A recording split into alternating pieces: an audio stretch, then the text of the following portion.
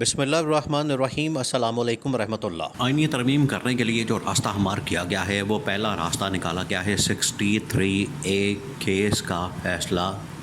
حکومت کے حق میں دینے سے بعد۔ یہ جیسے ہی حکومت کے حق میں فیصلہ آیا ہے اس کے بعد سے آئینی ترمیم کا راستہ کھول دیا گیا ہے۔ اب جتنے ممبران قومی اسمبلی ہیں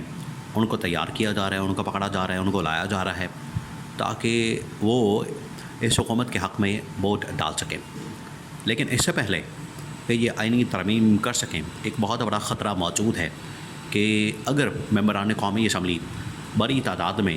ریزائن کرتے ہیں، استعفے دیتے ہیں، تو قومی اسمبلی کی حیثیت ختم کی جا سکتی ہے، اس کا اخلاقی جواز ختم کیا جا سکتا ہے۔ اور عمران خان کے پاس، پی ٹی آئی کے پاس اس وقت مختلف آپشنز ہیں۔ دیکھیں، عمران خان نے جب یہ 63A کیس کا معاملہ چل رہا تھا، عدالت کے اندر یہ کیس چل رہا تھا، تو عمران خان نے پہلی اسٹریٹجی کے طور پر کیا کیا تھا کہ سب سے پہلے عمران خان نے کہا کہ ہمیں اس کیس کا بائیکاٹ کرنا چاہیے، کارروائی کا بائیکاٹ کرنا چاہیے، اور ہمیں اس کیس کے اندر نہیں بیٹھنا چاہیے۔ تو عمران خان نے جو پہلا فیصلہ کیا، لیکن حیرت کی بات ہے کہ ججز نے اس کو کسی خاطر میں نہیں لایا، اور ججز اس کو بالکل کسی خاطر میں نہیں لائے، اور بغیر خاطر میں لائے انہوں نے ون سائیڈڈ فیصلہ دے دیا، جو کہ پہلے سے طے تھا، پچھلے 3-4 دن سے نظر آ رہا تھا، 4-5 دن سے، کہ جس طریقے سے 63A کیس کے لیے بینچ بنایا گیا ہے۔ آپ دیکھیں کہ بینچ کی تشکیل ہی غیر آئینی، غیر قانونی ہے۔ اصل میں تو اب بینچ بنتے ہیں ایک ججز کمیٹی کے ذریعے، اور ججز کمیٹی جو ہے وہ 3 ججز کے اوپر مشتمل ہے، جس میں chief justice of Pakistan justice قاضی فائز عیسیٰ، 2 اور اس کے اندر ججز ہیں، اس کے اندر ایک چیف جسٹس ہے، اور 2 اور ججز جس میں جسٹس منصور علی شاہ اور جسٹس منیب اختر تھے۔ منیب اختر کو تو نکال دیا گیا، جسٹس منصور علی شاہ کو اس نے پھر بعد میں بائیکاٹ کر دیا۔ قاضی فائز عیسیٰ نے نیچے سے امین الدین خان کو بٹھا کے تو اس ججز کمیٹی کے تھرو بینچ بنانا شروع کر دیا۔ اب جیسی بینچ بنا ہے، وہ بینچ بھی قاضی فائز عیسیٰ نے اپنے مرضی کے بندے ججز اندر ڈال کے یہ بینچ جو ہے وہ بنا دیا۔ تو اگر اس طرح کا بینچ بنا کے اس طرح کے فیصلے دیے جائیں گے تو اس سے آپ سمجھ سکتے ہیں کہ ان فیصلوں کی آئینی قانونی حیثیت کیا ہوگی۔ اور پی ٹی آئی نے پہلے ہی اعلان کر دیا تھا کہ ایک تو بینچ بھی غیر آئینی اور غیر قانونی ہے، اور اس کے بعد یہ جو فیصلہ دیں گے اس کی حیثیت بھی غیر آئینی اور غیر قانونی ہوگی۔ یہ عمران خان اور پی ٹی آئی نے پہلے ہی اعلان کر دیا تھا۔ اب نظر آ رہا تھا، دیوار پہ لکھا ہوا تھا کہ یہ فیصلہ حکومت کے حق میں آنا ہے، اور وہی ہوا۔ یہ فیصلہ آخرکار حکومت کے حق میں سنا دیا گیا، یہ فیصلہ حکومت کے حق میں دے دیا گیا، اور حکومت کے حق میں آنے کے بعد حکومت تو اب بڑی خوش ہو گئی ہے، چوڑی ہو گئی ہے، حکومت کا سینہ پھول گیا ہے، اور ان کو پتہ لگ گیا ہے کہ اب آئینی ترمیم کا راستہ جو ہے ہموار ہو گیا ہے۔ اب پی ٹی آئی کے پاس مزید آپشن کیا ہے، کیونکہ پی ٹی آئی بطور جماعت اکیلے اس کا مقابلہ کر رہی ہے۔ مولانا فضل الرحمان کو بھی اب مائنس کر دیا گیا ہے۔ مولانا فضل الرحمان کو اب اتنی شاید ضرورت نہ پڑے، مولانا فضل الرحمان کی اب ضرورت نہ پڑے کہ ان کے ووٹ جو ہے، ان کے ووٹوں کے بغیر جو یہ لوٹا کریسی کا، چھانگا مانگا کی سیاست کا اور ضمیر فروشوں کی سیاست کا یہ جو راستہ کھولا گیا ہے ہارس ٹریڈنگ کا، اس کے ذریعے سے پی ٹی آئی کے ایم این اے لے کے اور ترمیم پاس کر دی جائے اور مولانا کو اپنے ساتھ نہ ملایا جائے۔ تو عمران خان کے پاس، جو پی ٹی آئی کے پاس آپشن ہے 3-4 ہیں، اس میں سے ایک آپشن یہ ہے کہ تمام سیاسی جماعتوں کے ساتھ مل کر ایک مشترکہ محاذ کھولا جائے، اور مشترکہ محاذ کھولا جائے کہ ہم نے کسی صورت بھی آئینی ترمیم نہیں ہونے دینی، اور اگر آئینی ترمیم ہوتی ہے تو اس کے بعد ہم نے پورے ملک کے اندر احتجاج کا سلسلہ شروع کرنا ہے۔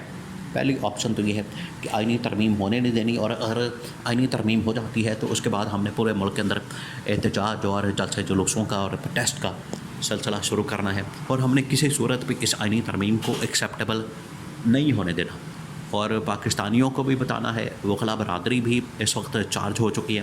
وکلا برادری بھی میدان میں آنے والی ہے، اور انہوں نے بھی اس بات کا اعلان کیا ہے کہ جتنی اس وقت پاکستان بھر میں بار کونسلز ہیں یا بار ایسوسیشن ہیں، وہ اس بات کا اعلان کر چکے ہیں کہ ہم کسی صورت بھی اس آئینی ترمیم کو نہیں مانیں گے، ہم اس آئینی ترمیم کا ساتھ نہیں دیں گے، اس آئینی ترمیم کے اوپر ہم ٹرسٹ نہیں کریں گے، کیونکہ آئینی ترمیم کے نتیجے میں ملک کے اندر جو حالات خراب ہونے ہیں، اور حالات کیسے خراب ہونے ہیں، یعنی پورا کا پورا جو عدالتی نظام ہے، ڈھانچہ جو ہے وہ درم برم ہو جائے گا، اور اگر عدالتی نظام درم برم ہو جاتا ہے تو عام آدمی کو انصاف نہیں مل سکتا۔ یہ ہے اصل وجہ وکلا کی احتجاج کی، کہ وکلا کیوں احتجاج کرنا چاہتے ہیں، اور وہ دیکھ رہے ہیں کہ پورا کا پورا نظام جو ہے وہ اسٹیک کے اوپر لگ گیا ہے، پورا کا پورا نظام جو ہے تباہی اور بربادی کی طرف چل پڑا ہے۔ پہلا نقطہ یہ ہے، اور عمران خان نے کہا ہے کہ سیاسی جماعتوں اور وکلا برادری کو ساتھ لے کر چلنا ہے، اور ان کے ساتھ مل کر ہم نے احتجاج، پروٹیسٹ اور اس آئینی ترمیم اور آئینی عدالت کے قیام کو ہر صورت میں روکنا ہے۔ دوسرا، پی ٹی آئی نے یہ آپشن رکھی ہے کہ کیوں نہ ہم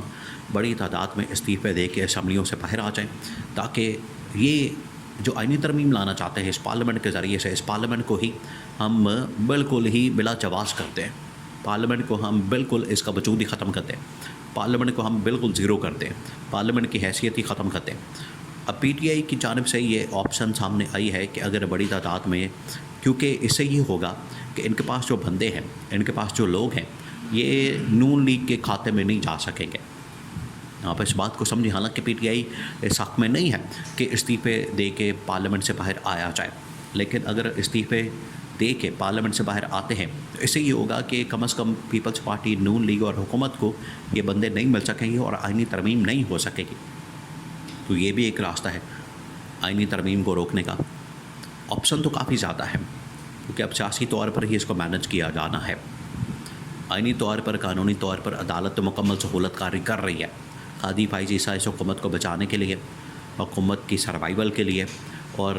اپنی ایکسٹینشن لینے کے لیے مکمل سہولت کاری کر رہا ہے، اور سہولت کاری کے نتیجے میں ایکسٹینشن بھی نظر آ رہی ہے، لیکن اس کو روکنے کے لیے اب سیاسی طور پر ہی چال چلی جا سکتی ہے، سیاسی طور پر ہی اس کا مقابلہ کیا جا سکتا ہے، سیاسی طور پر بھی ہی اس کو کاؤنٹر کیا جا سکتا ہے، اور اس کے لیے احتجاج ہے، پروٹیسٹ ہے، استعفے ہیں، اور اس کے بعد مختلف سڑکوں کے اوپر احتجاج کر کے اس کو روکا جا سکتا ہے، سیاسی جماعتوں کے ساتھ مل کر اس کو روکا جا سکتا ہے، اور اپنے بندوں کو سیکیور کر کے۔ اب یہ معاملہ بہت ہی خطرناک اور خوفناک ہوتا جا رہا ہے، اور ملک ایک بہت بڑے خطرناک اور خوفناک بحران کی طرف جا رہا ہے، کیونکہ پہلے ایک غیر آئینی حکومت تھی، اب غیر آئینی عدالتیں بن جائیں گی، غیر آئینی نظام بن جائے گا، تو کس طرح سے ملک یہ چل سکے گا؟ اس وجہ سے آگے حالات ٹھیک نظر نہیں آ رہے۔